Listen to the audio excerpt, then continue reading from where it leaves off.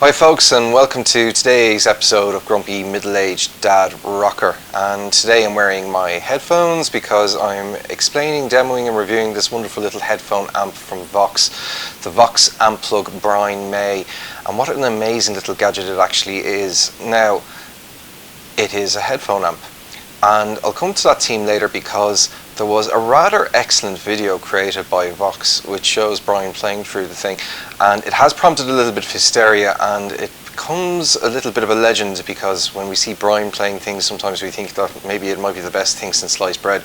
It's definitely up there with sliced bread, but it has its limits and it has its strengths. So let's talk about what it does and what it doesn't do. So in the first instance, this has a selection of tones that are synonymous with Brian May. Now, Brian doesn't actually use an awful lot of effects. A lot of his tone sounds and his different sort of signature sort of sounds actually just come from things like using fingers instead of the sixpence, using different pickup combinations on the guitar, using different room mics. But the effects are actually rather basic. You know, nowadays he uses chorus in a stereo configuration. Times past he used to use a wet dry. Delay is a big part of it, obviously lots of delay for that Brighton rock solo, but also as an atmosphere effect sometimes on tracks and recordings. Plus, of course, back in the 70s he was using the phaser a lot, and that might not always be the foot pedal, it might also just simply be playing with the tape on the studio, but also a Fox phaser as well. So there's not actually a lot of effects in play here, but this box does a lot of them. It does all the main major food groups. So how does it work? Well, in this particular instance here, I have the special edition set which came with this little speaker and a keyring and some lovely photographs.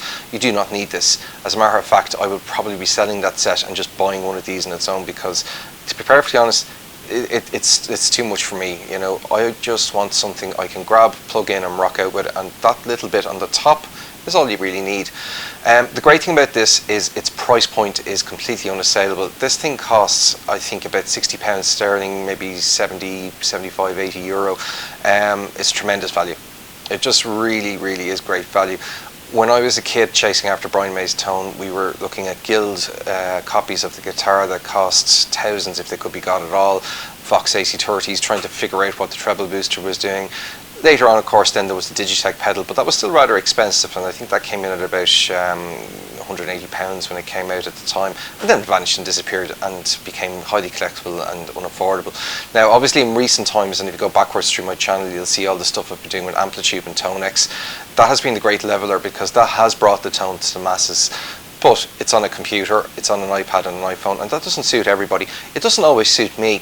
Where this thing is really coming into its own for me is Backstage. And what I've been doing before gigs is plugging in headphones, just plugging this thing into my guitar and just having a good old jam before I actually get on stage. And it means that my fingers are really nimble. The amount of mistakes I make is reduced, my ability to take risks increase. And a lot of the places I play in, I can't really be bringing a small amp for doing that. And ordinarily, if I do get a chance to do that, I might use my iPhone and plug into Amplitude, but that's not always an option either because people are calling in the phone. And lately, because we're filming a lot of our gigs, I actually use my phone a lot as a remote control for millions of cameras in the venue. So that's not always an option either. This thing is great because nobody's going to call me on this. I can just plug this thing in, and if someone does call me, I can cheerfully ignore them and have plausible deniability because I'm wearing headphones. So, because this is a great leveler in terms of costs, because it is so cheap, I've done some demos with two guitars. One is my daughter's Fender Squire. I'll just play a bit of that now, and please don't laugh because it was a bit of a struggle.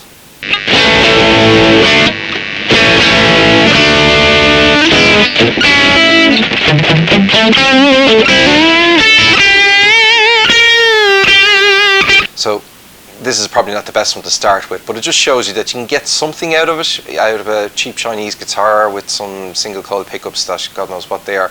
But where this thing really comes into its own for people that don't have a red special is something with humbuckers, and to that end I had to play a little around with my Edwards Les Paul copy, and I'll play a bit of that next.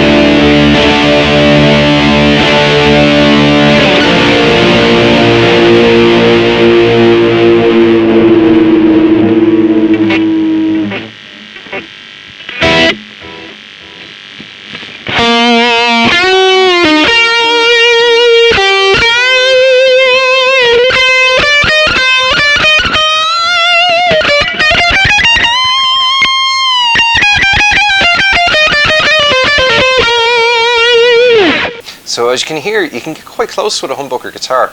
Now, unfortunately, that guitar is a little bit neglected. I have a bit of a dirty pop problem, which you probably heard, and all that type of stuff. But if you had an Epiphone or even a Strat with a humbucker, you'd get something that sounds pretty close to Brian May. But crucially as well, if you actually had one of Brian May Guitar's own Brian May guitar copies, this is a great thing to pair it up with, because then you start to get all those lovely sort of out of phase sounds, the like of Bohemian Rhapsody,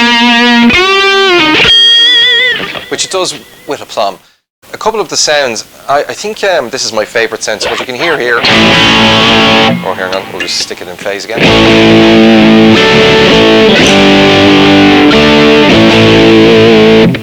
Okay, so this is basically the sound of a Vox AC30 being smashed to pieces with a treble booster, but also some lovely sort of ambience in delay. Now, that suits me the best for playing on my own. I always love to hear a little bit of something coming back, but you don't necessarily have to do that. So if I push this again, now I can get the same sort of sound, just the guitar with a treble boost, but now I can have phaser. And this is the sound beloved of, whoops, excuse me, of something like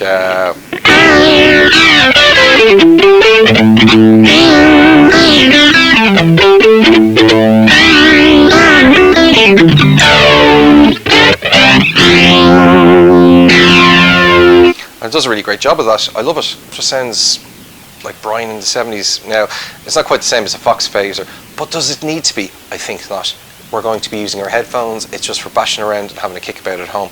The main thing is that the core sound of a treble booster hitting a Vox is really, really, really close. Now, this is a really nice one as well. This is where they go after what Brian does nowadays, which is having stereo cores. Again, not the same as if you were even in digital or in real life doing what he does, which wet either side of a dry amp. It's a little bit different, but it still sounds lovely and lush.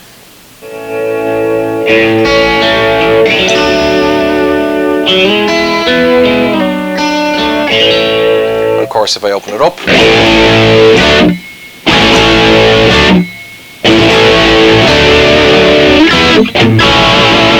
that's an amazing one. It's great to play along with that. So this is just basically a normal Vox AC30 with a treble booster, and it's kind of just sort of the basic meat and potato 70s sound,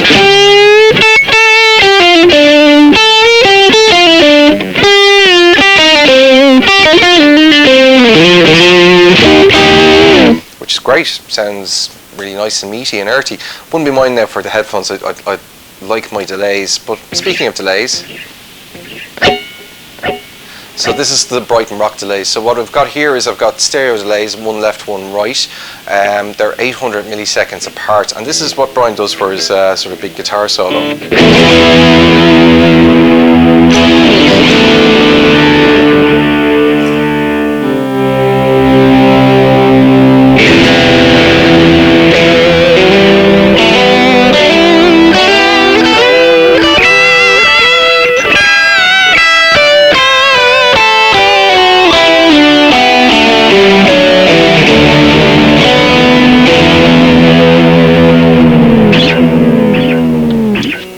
It just, you know, hours of fun to be lost playing with that. And what's cool about this is that very often in a lot of the Brian May discussion groups, you get guys that will have bought like a Pathfinder or an AC30 or some sort of small amp, and one of the things that you can't get if you have a single amp and a treble booster is the delay sound, because what happens is if you put a delay pedal into an amp that is you're relying on for half your distortion, so the treble booster is one half and the amp is the other. When you actually put those delays into the amp, they start to clash and make real funny sounds off each other, and you get this awful crosstalk, and they're not clear like that. The delay has to be independent of your core sound, and you can really get a really close approximation with this, and it's an awful lot cheaper than buying 3 amps. Now, of course, there are the other digital solutions, but they're not for everybody, because there is a bit of a learning curve, and if you're not computer literate, those things can be hard to get around. But, you know, if you're stuck in a situation where you want to learn how to play that delay solo and you can only use the amp that you have and you only have a few quid to spare, this thing is a great solution for it, and it means that you can work out how to get those harmonies to work, because learning the Brighton Rock solo and learning how to work it is a great way of training your ear, training your timing, but also to learn how harmony works, like counterpoint works, how to construct harmonies. So if you ever do get to record a guitar and if you want to layer it up, you'll have actually got a good grounding in how it works by using delays like this. So there's a couple of other little bits just to flag about this as well. It's powered by two AAA batteries. Now, I haven't been able to completely max them out yet. I have a pair of rechargeable ones in it. The set that it comes with are apparently shoddy and affect the tone. Mine was an import job, so there was no batteries to be had. So I'm using rechargeables. They sound fine, no issues, everything's great. This is another reason why I wouldn't use this on stage, because batteries on stage is never fun, particularly when you don't know what their current status is or how long they're going to last. It's a bit of a danger element, but that's all it needs, and it works great with those. The device itself, now, it is made out of plastic, and it's not exactly the heaviest of plastic. It is fairly lightweight. That's why I think it's very important that you get a cable with a female jack on one end and a male jack on the other, and just put that thing onto the cable.